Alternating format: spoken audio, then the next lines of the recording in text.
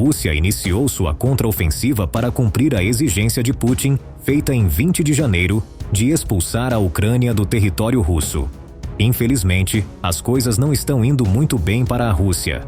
Recentemente, a taxa de baixas atingiu um recorde de 1950. Além disso, as perdas são tão graves que generais estão sendo demitidos e realocados no exército russo. Hoje temos clipes do campo de batalha e uma análise do ex-Navy SEAL Chuck Farr. O que temos aqui é um vídeo ucraniano da região de Kursk. O que veremos são 2 veículos de combate de infantaria Bradley operando em uma formação perfeita, como manda o manual. Vamos observar o Bradley se aproximar e cruzar uma linha de dentes de dragão, entrando em uma posição defensiva russa. Esses 2 Bradleys executarão o que chamamos de fogo e movimento, e fogo e manobra. Antes de continuar com os detalhes, não se esqueça de se inscrever no canal, curtir o vídeo e deixar seus comentários. Vamos continuar. Fogo e movimento significa que você atira, se posiciona de forma estável, atira novamente enquanto seu companheiro avança contra o inimigo. Depois, veremos a manobra de fogo, onde uma unidade mantém o inimigo sob fogo enquanto outra unidade se move para uma posição de disparo mais vantajosa. Também veremos o canhão Bushmaster de 25 mm disparando contra a linha de árvores. Cada explosão que você vê na linha de árvores é uma árvore sendo destruída. Também veremos o lançamento de mísseis antitanque guiados por cabo tal. Você verá o lançamento e o impacto na linha de árvores. Algo interessante aqui é que quando isso acontecer, pausaremos o vídeo para mostrar os lançadores de fumaça do Bradley disparando cartuchos de fumaça no ar. Eles explodem e protegem os Bradleys dos russos. Agora os russos não conseguem ver os Bradleys, mas usando visores térmicos, os Bradleys conseguem localizar os russos. Na sequência veremos projéteis de artilharia caindo do alto. Esses são projéteis de fumaça disparados pela artilharia ucraniana. Eles criam uma cortina de fumaça que permite aos Bradleys operar. Tudo isso segue exatamente o manual. Aqui estão eles. Esses foram disparados diretamente do Bradley. Isso que você viu era um míssil guiado antitanque sendo lançado. Agora, você pode ver os projéteis de fumaça já no chão, disparados pela artilharia. Também há conchas de fumaça disparadas pelo próprio Bradley. Veja a barreira de fumaça. O canhão de 25 mm está destruindo completamente o bosque. O Bradley avançou até a linha de árvores e está disparando o que chamamos de fogo de varredura, eliminando os russos de lado a lado. Você definitivamente não quer estar ali. É um fogo de canhão de alta velocidade de 25 mm. Anteriormente, enviamos vídeos mostrando os tanques Leopard. Agora estamos vendo pela primeira vez na Ucrânia um tanque ocidental projetado pela OTAN em confronto direto com tanques russos. Esse é o Leopard, que está atacando veículos russos. Um desses veículos blindados está no compartimento de proteção, que eles acreditam proteger contra ataques de drones. No entanto, isso limita sua visão para uma área muito pequena à frente. O Leopard, por outro lado, está operando por trás dos tanques russos, o que significa que eles nem viram de onde veio o ataque. Novamente, uma boa visão do Leopard. Aquela pequena marca na frente do canhão é, na verdade, um laser que ajusta o canhão às mudanças térmicas após disparos consecutivos, garantindo alta precisão. Como chamamos, os russos estão se movendo constantemente em coluna, um veículo seguido por mais 5. Ao se aproximar da linha de frente, o único veículo que pode disparar contra os ucranianos é o primeiro da fila. Enquanto isso, os ucranianos na linha de frente podem atacar todos os veículos russos. Na Marinha chamamos isso de cruzar o T.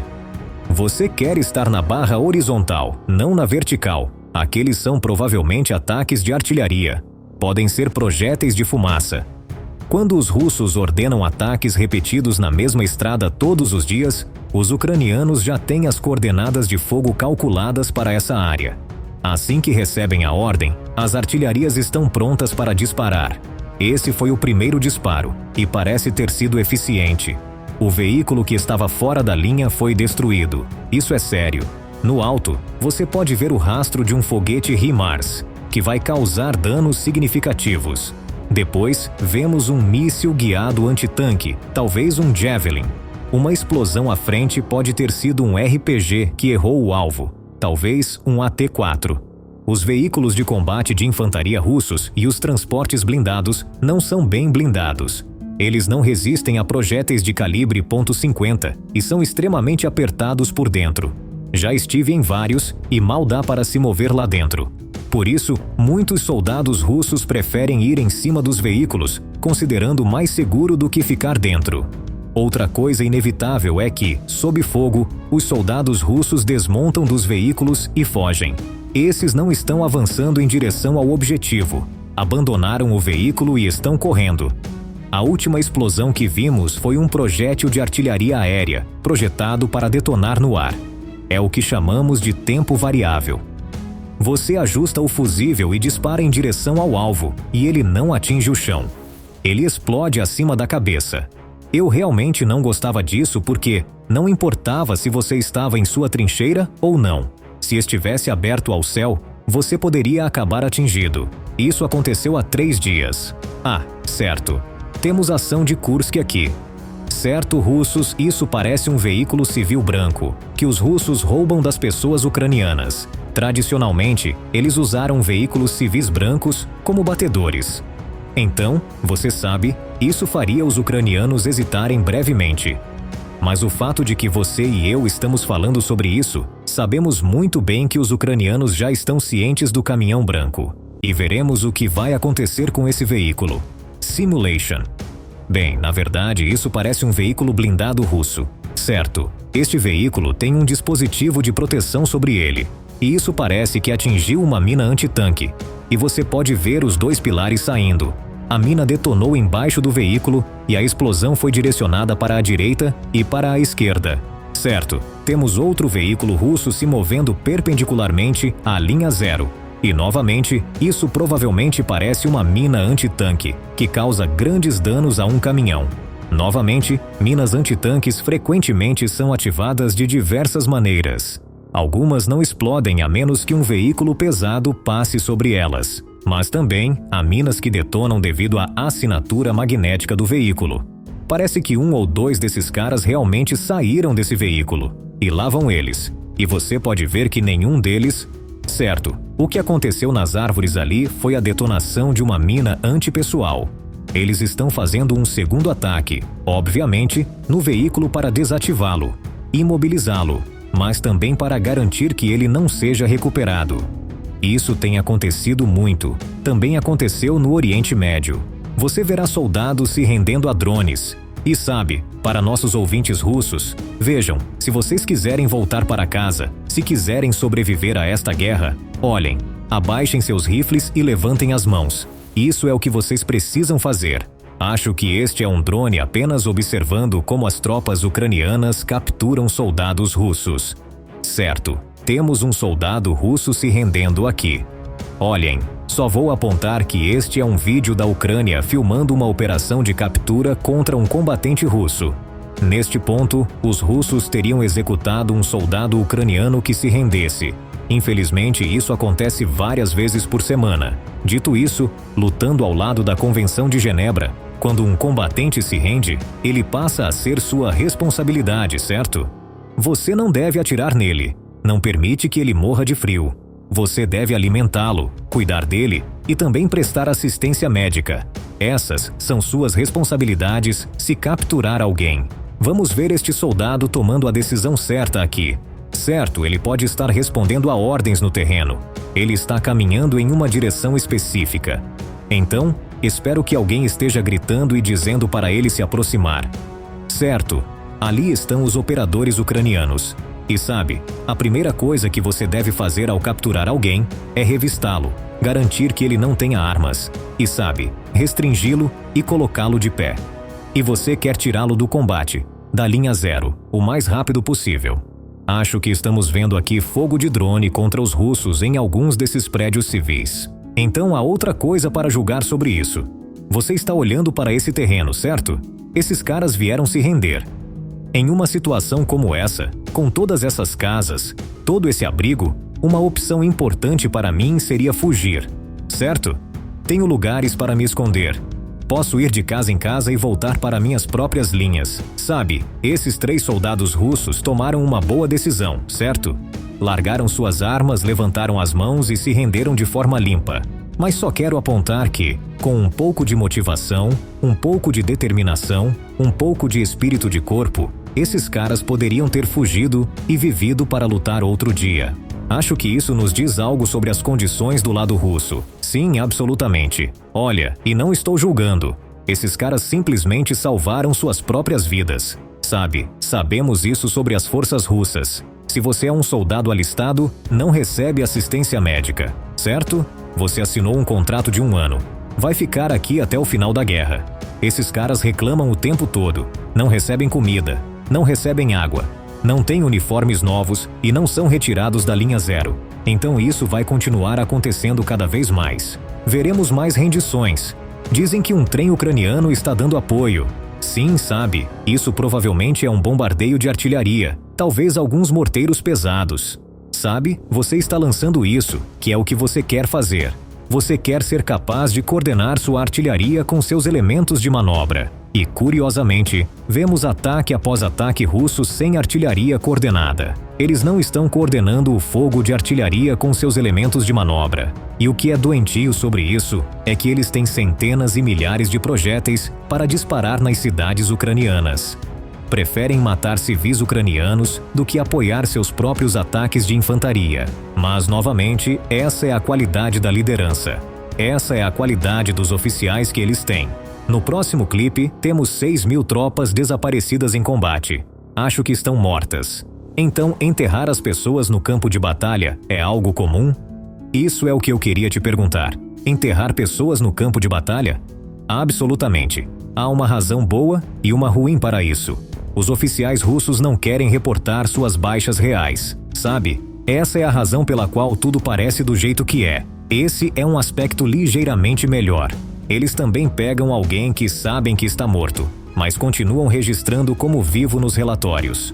Um dos resultados disso é que a família da pessoa continua recebendo pagamentos. Mas, neste caso, temos uma vala comum com, veja, 6.000 baixas russas. Isso não é insignificante, certo? Para colocar isso em perspectiva, 1.500 pessoas morreram em Pearl Harbor, certo? Isso é 6 vezes mais. E isso é apenas um cemitério em um lugar. E, novamente, a Rússia nunca relatou suas baixas. A inteligência de defesa britânica e as forças armadas ucranianas relatam as baixas. E, novamente, como eu estimo de forma mais conservadora, são mais de 700.000 pessoas. Isso é quase o dobro do que os Estados Unidos perderam em toda a Segunda Guerra Mundial, no Atlântico, no Pacífico e na Europa. É impressionante. Vamos ver, quase 1 milhão no próximo ano. Sim, absolutamente. Vai chegar lá. Oh, isso é mais um acúmulo. Esse é um tanque russo destruído, pelo menos é o que parece. Temos alguns relatos de que os tanques norte-coreanos estão chegando agora. Eu ia mencionar isso em um segundo, mas me pergunto se você consegue ver algo ou se estou deixando passar alguma coisa. Sim, sabe, eu não sou um verdadeiro especialista em blindados, mas você pode ver que ele tem um teto de proteção sobre ele e alguns desses blindados diferentes. Apenas uma carga de C4 do tamanho de uma lata de refrigerante pode ser configurada como explosivo. É bem fácil. Você mistura com um pouco de vaselina e pode fazer uma massa plástica com isso. E pode configurar essa carga moldada para atravessar qualquer coisa. Então, muitas vezes, os operadores de drones fazem isso. Os russos parecem gostar de blindar suas torres. Bem, você pode pousar o drone na parte traseira e desativar o motor. Agora ele vai ficar aqui e fazer isso. Isso pode estar acontecendo neste momento. Vemos essa fumaça branca. Uma vez que o veículo está desativado, você vê que eles direcionam 3, 4, 5 drones para isso. Outra coisa é que só há 3 pessoas em um tanque russo, ao contrário de um tanque da OTAN que tem 4 pessoas: comandante, artilheiro, carregador e motorista. Os soviéticos decidiram há muito tempo que se colocassem 3 pessoas em um tanque e automatizassem o carregamento, não precisariam de um carregador. Assim, podiam construir tanques menores, mais baratos e com perfis mais baixos. Tudo parecia bem, exceto pelo fato de que todos esses caras estão sentados bem em cima de sua munição, sem paredes de proteção contra explosões, sem retrocesso, nada. Então, quando você penetra no espaço da tripulação, é como se a torre fosse lançada ao espaço. Você vê esses tanques indo embora, literalmente indo para a órbita. Novamente, isso não é algo que você possa mudar em 10, 20 ou 30 anos. Vai exigir um redesenho total. Acho que é por isso que estão recebendo tanques norte-coreanos. São tanques, certo? Tudo bem. Diz 1989. Acho que isso é um sistema de artilharia autopropulsado. Certo. Me enganei. É uma peça de artilharia sobre um chassi de tanque. Então, sabe, as unidades de artilharia da Rússia estão pelo menos com 20, 30, 40 ou às vezes até 50 peças de artilharia por dia sendo destruídas. Porque a Ucrânia, quero dizer, o volume de fogo é muitas vezes maior. Os projéteis russos que chegam ao território ucraniano são muito mais numerosos do que os projéteis ucranianos que chegam ao território russo. Mas os ucranianos miram nas armas da Rússia. Eles têm o que chamam de fogo de contrabateria. E sabe, para colocar isso no estilo de Hollywood, os russos atiram a esmo e rezam, enquanto os ucranianos acertam exatamente no alvo que estão mirando. Então pense nisso. Imagine que o seu país está tão ferrado que precisa da Coreia do Norte. Coreia do Norte? Certo. Eles estão usando sucata copiada dos anos 50 que você vendeu para eles nos anos 70. É um ciclo, cara. É uma loucura. Outra coisa absurda.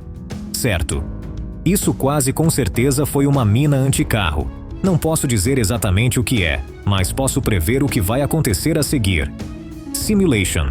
Então, a segunda mina provavelmente foi uma mina antipessoal. Veja, é menor. Aquela foi uma mina antitanque. E você viu a detonação secundária ali. Sim, isso não acabou bem. Eles enviam muitos drones depois que algo foi destruído. E você pode ver que quando o drone está descendo, muitas vezes o sinal de vídeo é cortado. Essas são as contramedidas russas. Mas os pilotos de drones ucranianos foram treinados para, assim que capturam uma imagem e um alvo, continuarem voando. Nesse caso, você viu as contramedidas funcionando, mas o drone atingiu o alvo mesmo assim. Então, é exatamente isso que o drone de reconhecimento está capturando, certo? O impacto do drone. Certo. Pense em um bolo de casamento ao contrário. A camada inferior, que é a menor porque está virada ao contrário, representa os drones táticos, drones de visão em primeira pessoa. A próxima camada, um pouco maior, são drones de maior resistência, como este que está filmando o confronto. E acima deles estão drones como o Luna NG. Alguns desses drones têm funções de coordenação. Esse é o drone que está coordenando todos os ataques. Ele está na rádio dizendo: converjam na curva da estrada na coordenada de 8 dígitos tal. Esses drones convergem nesse ponto e continuam atacando até criar uma nuvem de poeira suficientemente grande. E as interferências de sinal que os russos estão usando, elas bloqueiam apenas o vídeo ou também os controles? Eles possuem várias contramedidas com circuitos individuais e realizam várias ações. Tentam bloquear o vídeo, emitem sinais de bateria baixa e sinais de falha de voo. Pousar o drone agora. Mas, ultimamente, estão apenas tentando distorcer o vídeo. No entanto, novamente, isso não funciona. Então, quando o drone se aproxima do alvo, o operador calcula mentalmente e, provavelmente, a cerca de 30 metros do alvo. Ele já sabe que perderá o sinal de vídeo. Mas o drone inclina 20 graus para baixo e continua voando por mais 30 metros. Assim, mesmo quando perdem o sinal de vídeo do drone, muitas vezes vemos o corte para a localização geral e percebemos que ele acertou o alvo. Simulation. Imagino que eles aprendam assim também. Lança um, ele vai. Bang. Lança outro. Vai de novo. E o interessante é que ele nem precisa lançar os drones do local onde está, certo? Eles usam controles de voo em rede. Então alguém em outro lugar lança o drone no ar e ele assume o controle. E novamente, sabe, isso sempre me surpreende. Há 800 dias, não existia algo como um drone de visão em primeira pessoa destruindo tanques. Isso não existia. E os Estados Unidos nem sequer teriam colocado isso em produção. Se você tivesse ido até a Raytheon e dito: vocês estão vendendo mísseis Javelin por $270 mil e eu posso destruir um tanque por $1.000, Eles não iriam querer ouvir isso. Eles não estavam preparados para desenvolver coisas tão rápido. Não estavam. Isso é a Ucrânia. Mudou a guerra de manobras terrestres. Isso mudou fundamentalmente a maneira como se captura e defende território pelo resto da eternidade, certo? Eles mudaram tudo. E vemos tanto dessa guerra, nem sequer paramos para pensar que eles revolucionaram a guerra de manobras terrestres. É bastante incrível. Muita inovação aconteceu nos Estados Unidos durante a Segunda Guerra Mundial e a Guerra Fria. Absolutamente. Sabe, a inovação que vence guerras. Absolutamente. E sabe, já disse isso antes. A Rússia invadiu a Ucrânia com o melhor plano que tinham desde 1983, certo? 1983. Eles entraram na Primeira Guerra do século XXI e estão sendo esmagados. Então, o que estamos vendo ali é uma imagem térmica com a configuração de preto quente, certo? Dá para ver que o tanque está se movendo. Ele é preto. Existem duas configurações básicas na imagem térmica em preto e branco. Você pode alternar entre branco quente ou preto quente. E, obviamente, isso é para rastreamento. A razão pela qual você tem essas duas configurações é por causa das condições climáticas. Se algo está em um campo com muitos outros objetos em chamas, você pode alternar entre as opções. O vídeo não mostra isso claramente, mas muitas vezes, ao escanear o alvo, é possível ver seus rastros ou marcas, porque eles perturbam o solo, criando uma diferença de temperatura entre a superfície e o que está a poucos centímetros abaixo. Então, realmente não é impossível, mas é difícil enganar uma câmera térmica. Além disso, acho que você está mais atualizado que a maioria das pessoas. Como está indo a contraofensiva russa em direção a Kursk? Alguma notícia recente que você tenha lido? Está indo de um lado para o outro, mas a Ucrânia ainda recuperou mais território da Rússia do que a Rússia conseguiu capturar da Ucrânia durante todo o ano. A Ucrânia está mantendo cerca de 900 quilômetros quadrados agora, um pouco menos do que os 1.000 que já havia recuperado. O problema dos russos e esse é realmente o problema deles, atacam em uma frente estreita e os ucranianos permitem que eles penetrem em um saliente de cerca de 1 quilômetro de largura e avancem 10 ou 15 quilômetros. Na guerra, se você tem algo se projetando assim, isso será atacado. Então, os ucranianos recuam, deixam os russos avançarem em uma frente estreita e em seguida contra-atacam pelas laterais, à direita e à esquerda. Mas novamente, sabe, isso demonstra a baixa qualidade da liderança militar russa. Nós temos uma expressão nos SEALs. Se o seu ataque está indo muito, muito bem, provavelmente você está caindo em uma emboscada, certo? Esses caras simplesmente não entendem isso. Eles avançam e alguém diz: continuem, continuem. E aí eles estão a 20 milhas, 20 quilômetros da linha de apoio, cara, completamente longe de ajuda ou misericórdia. Houve ataques repetidos no saliente de Kursk, mas não está funcionando. E os norte-coreanos fizeram sua estreia em combate lá, mas não mudaram exatamente o curso das coisas. Isso é uma boa notícia. Isso é uma boa notícia. Então, o que você acha sobre essa questão? Ficaremos felizes se você especificar nos comentários. Obrigado por nos assistir. Não se esqueça de se inscrever no nosso canal, ativar as notificações e deixar um like para nos apoiar. Até a próxima!